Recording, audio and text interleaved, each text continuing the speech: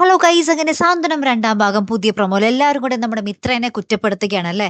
അപ്പൊ നമ്മുടെ മിത്ര കൃഷ്ണമംഗലത്തുകാരോട് പറയുന്നുണ്ട്, ദേവമംഗലത്തുകാരെ ഞാൻ കാണുന്നത് എന്റെ ജീവൻ രക്ഷിച്ചവരായിട്ടാണ്, അവർക്കെതിരായിട്ട് ഞാൻ ഒന്നും ചെയ്യില്ല എന്നൊക്കെ പറയുകയാണ്. അപ്പൊ നമ്മുടെ അച്യുതൻ ഭയങ്കര ഇതാട്ടോ, അച്യുതൻ ഇവളുടെ നാടകം കണ്ടു നിൽക്കാൻ നമുക്കൊന്നും വട്ടില്ല എന്നൊക്കെ പറഞ്ഞ് എല്ലാവരെയും കൃഷ്ണമംഗലത്തുകാരെ ഒന്നടങ്കം വിളിച്ചിട്ട് അവരുടെ വീട്ടിലേക്ക് കൊണ്ടുപോകുന്നുണ്ടേ.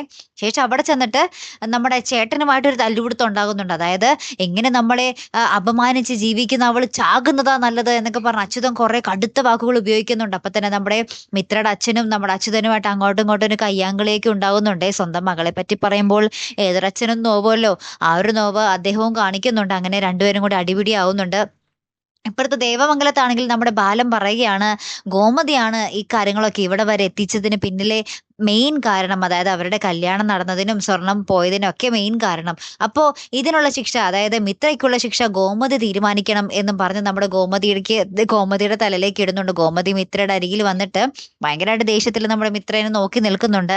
ശേഷം നമ്മുടെ ആര്യന്റെ അടുത്ത് നമ്മുടെ മിത്ര ഭയങ്കരമായിട്ട് കരഞ്ഞ് കൈകൂപ്പി മാപ്പൊക്കെ പറയുന്ന ദൃശ്യങ്ങളാട്ടോ. അപ്പൊ ആര്യൻ നമ്മുടെ മിത്രനെ സമാധാനിപ്പിക്കുന്നുണ്ട് കേട്ടോ. നമ്മുടെ ആര്യൻ നമ്മുടെ മിത്രനെ കുറ്റപ്പെടുത്തുന്നില്ല, സമാധാനിപ്പിക്കുകയാണ്. അത് നമുക്ക് പ്രേക്ഷകർക്ക് ഒത്തിരി ആശ്വാസം തന്നെ അല്ലേ. കാത്തിരിക്കാം കേട്ടോ. അടുത്തൊരു വീഡിയോയുമായി വരുന്നത് വരയ്ക്കും ഗുഡ് ബൈ.